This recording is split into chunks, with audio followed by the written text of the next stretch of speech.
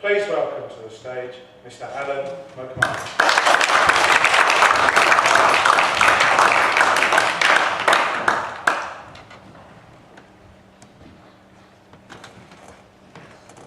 I'm going to stand here. Very well organised, slick and friendly. You walk to the door, that welcome table, absolutely fantastic, spot on. Refreshments, and look at the way the Sergeant at Arms has set up all the chairs. This is the best I've ever seen, anywhere, at any Toastmasters meeting. Fantastic. A recommendation. When I walked through the door here and I looked outside, I could see photos everywhere. Photos of masses of people, photos of all the mayors.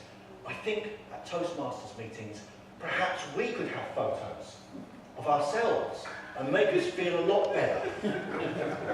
I can hear you saying to yourself, this is ridiculous. How could we have that at a Toastmasters meeting? How could that be organised anywhere? But in fact, it can be done because there's a photo of David Phelps outside, just down there on the right. So even in a place we don't normally speak, it can be arranged. A round of applause for David.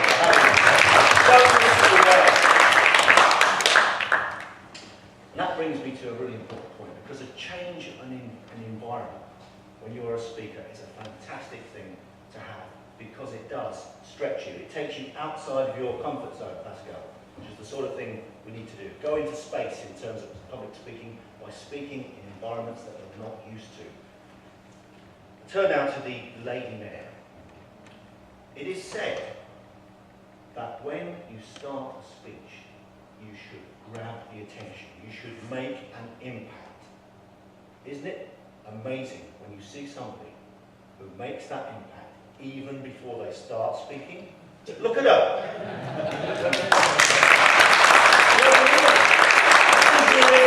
That's what we need, which is no doubt why we all stood at the beginning and gave her a huge round of applause as she came downstairs. Well, I've never got a round of applause whenever I've walked into the room before, but she has presence and visual. And what a wonderful welcome she gave us, and spot on with the message to do with speaking. A recommendation, don't say the word very. I think I've heard that said about me before. Our Toastmaster David, I like the way that he gave us the history of Toastmasters. It's not very often that you actually hear that talk, but so that was good to hear. I sort of know about it in the background, but I didn't really know some of the details that David came out with. And he also gave us the structure of the meeting and what we could expect to happen, which of course, for a lot of the people here, is a really good thing, because you're not used to Toastmasters, you don't know what's happening. So laying out the lay of the land, so to speak, as to what's going to happen is a fantastic thing. Now David, also, another massive commendation for David, because he's one of those people that makes deliberate mistakes in order to highlight good practice. And he did that with the mobile phone trick. Just as he arrived on the floor, I thought that was absolutely marvellous. The other slight recommendation I would give for David is this: the housekeeping things. I personally am desperate to go to the toilet, which is probably why you're seeing me stepping from side to side, because I have no idea where it is. And normally, at the beginning of a Toastmasters meeting, we say where it is. And I can't remember David saying that, but maybe I don't. So here I am, hopping foot to foot for that particular reason. Jeff, our timekeeper. Jeff is always a consummate timekeeper. There he is, very professionally, turning those knobs and making those lights go on. Brilliant. I've never seen anyone do it better. One slight recommendation for Jeff. He's used the word disqualification in quite an aggressive manner. And I think that for people who are not used to Toastmasters, they might well think, OMG, I've now been disqualified, or that person's been disqualified in terms of their speaking. But as David did at one point, I think, in the meeting say, it's only when you go over time in terms of competitions that actually you are disqualified, so to speak. So it's quite a tough thing there. So watch out for that, Jeff.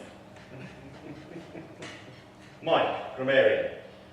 Normally, in a Toastmasters meeting for the word of the day, we get a little tiny A4 sheet of paper stuck up somewhere, and we can barely see it. We might even need binoculars. Tonight, there it is. I have to admit, I thought erudite was a type of paint. But I know it's something about learning. The only recommendation I have for Mike in terms of this is that, of course, when people were speaking, they were not looking back there, they were looking out there. So maybe there could have been a big screen just there, so people would remember to use it. The fact that it would have blocked the entrance, well, that's just one of those things. Our table topics master, number 1, Tony Wynyard. He explained the purpose of table topics, but what he also did was this. He said how you might answer a table topic. My particular favourite one says that you could debate the question. So for those of us who are here tonight that are not used to table topics, how you might answer a table topic question, I think is really important. And I think he gave a couple of other examples as well, so I thought that was excellent. Our second table topics master this evening was Churchill. Now, this is a really, really important point. Toastmasters as an organisation is about supporting people.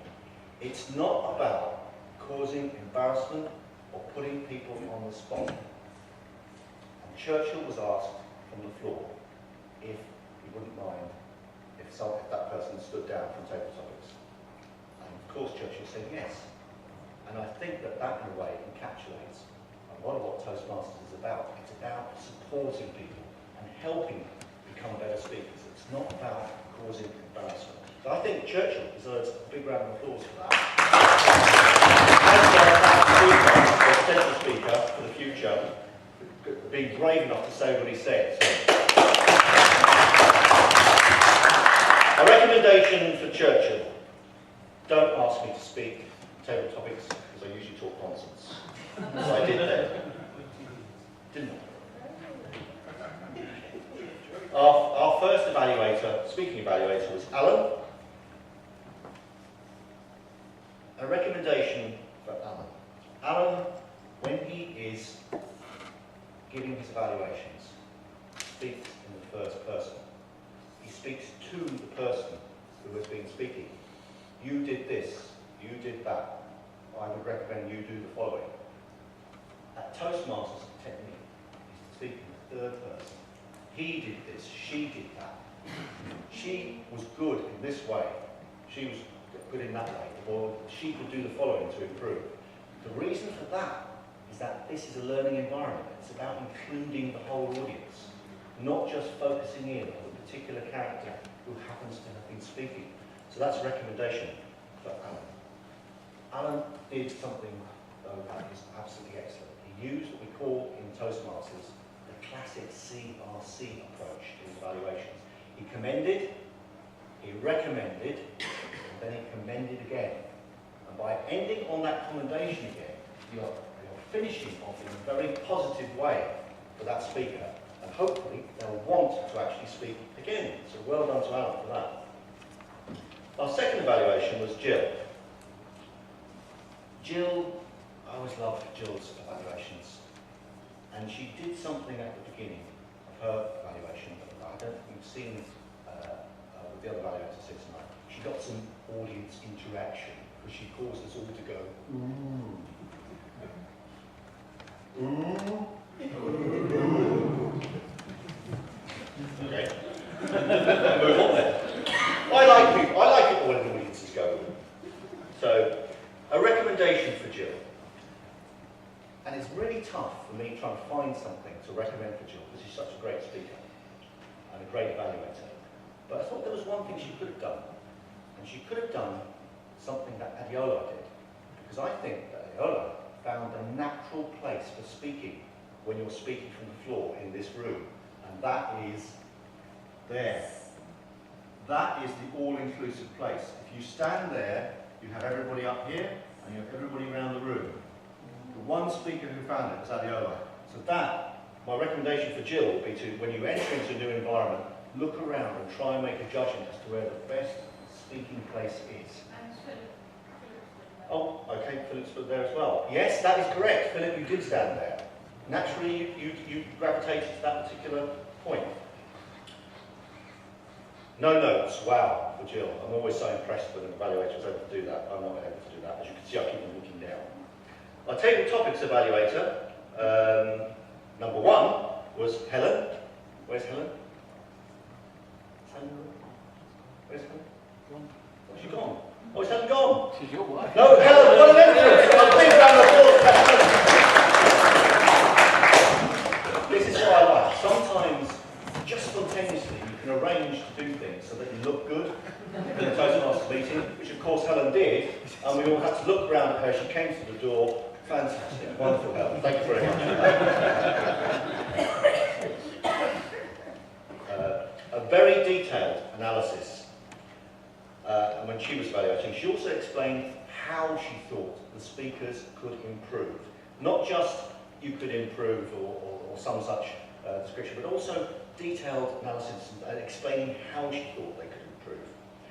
Again, Helen was focused in terms of the first person on the particular speaker, so my recommendation for her would be to widen that and have a speaker in the third person, which in fact is what Coralie did all the way through her table topics evaluation, the second table topics evaluation. She spoke in that third person, always inclusive of the audience, so that you felt as if it was a learning environment for you. Very, very encouraging all the way through, and I particularly liked the encouragement she gave to Philip as a first-time speaker. One recommendation for Coralie would be this, and I'm thinking of Philip at this time. First-time speakers, when you give many recommendations, can feel somewhat overwhelmed. If you go to 2 recommendations, 3 recommendations. If you're an experienced speaker, it's something different. You may be even looking for as many recommendations as possible. But particularly if you don't know somebody, and it's the first time you see them speak, have the 1 recommendation. Coralie had a number of recommendations. So that would be my recommendation for Coralie.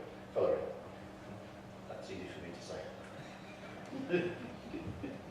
That is the end of my general evaluation. It's been fantastic speaking up here. I feel really important, and I can understand now why people want to be politicians.